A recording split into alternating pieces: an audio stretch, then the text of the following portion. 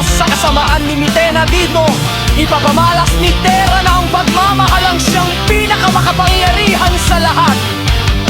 Tulad ng sabi sa batis na katotohanan, tanging wagas na pag-ibig lamang ang makakatalo sa iyo, Terra Mitena! Sa kabilang banda, ang kamatayan ni Bathala Emre ang magiging daan upang makalaya ang isang bathalang matagal lang ikinulong sa balak. Tandaan niyo ang sabi ni Agoron na pag napas lang na ang pinakamahala at pinakatatangin nila lang niyang mangengkantado.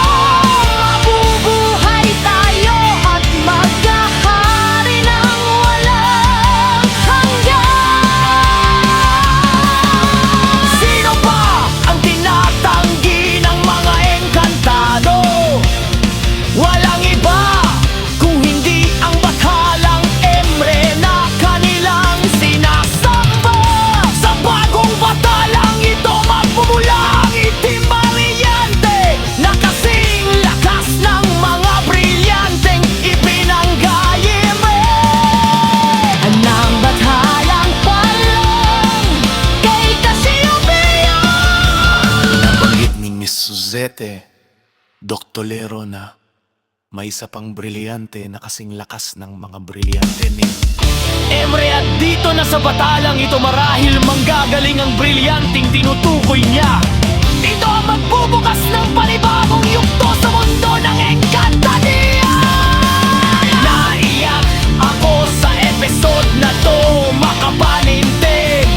Balahito ang napate sa lahat ng ekip nila. Ito ang the best tong sobrang galit ni Terra. Kailangan pang magbuwis ng buhay ni Lolo. Pera lang siya mataoy, Juan at magalit ng todo.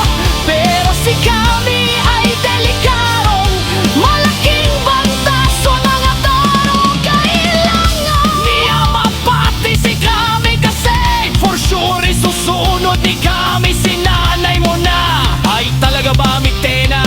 Papanoorin mo lang habang isa-isa nilang binibigay yung brilyante. Nasa atake ka lang pagka nakukuha na ni Terra yung bato. No yan, para sure ball na matetegi-tegi pera. At pagka konsilalad mo naman palang villainess, sa tingin ko ni the destiny talaga ni Terra. Kasi siya lang ang may kakayahang maghahawaw at magpasunod sa path na brilyante-liante. Yun ay dahil ang kanyang katangian at pagkatao ay sumasalamin sa mga karakter ng mga apat na elemento na hinanap noon ng mga sinaunang kambal diwa. Remember, yung naging pagsubok ng mga sangre sa kanila upang mapagsanib, sanib ang kapangyarihan ng apat na elemento ay need ng nilalang na makakagawa. Noon hinablot nga lang niya noon kay Flamara yung fire gem, di ba? Yun yung proof na kaya ni Terra na mapasunod lahat. Mga apat na brilyante! Remember, di na basta sumunod yung apat noon. Kay Mitena nung kitang kayang agawin ulit mga ito. Ang mga brilyante naman ngayon ay di basta nagpapasakop pag ramdam nilang wala sa gusto nilang dadalhin. Ay, ang dalayang isang nilalang ang nahawak dito. Sus! Aspergaia.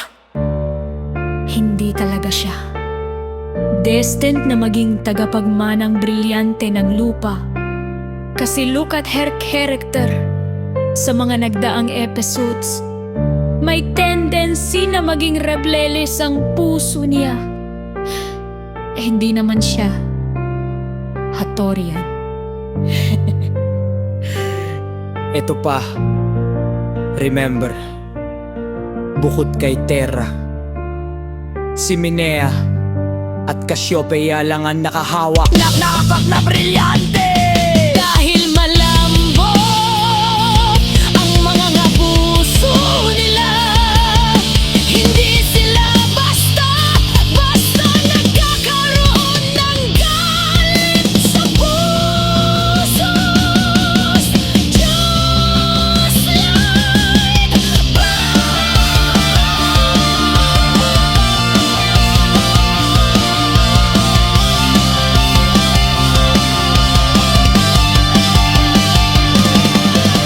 If you are really into creative writing, ma-observe mo itong mga sinabi ko.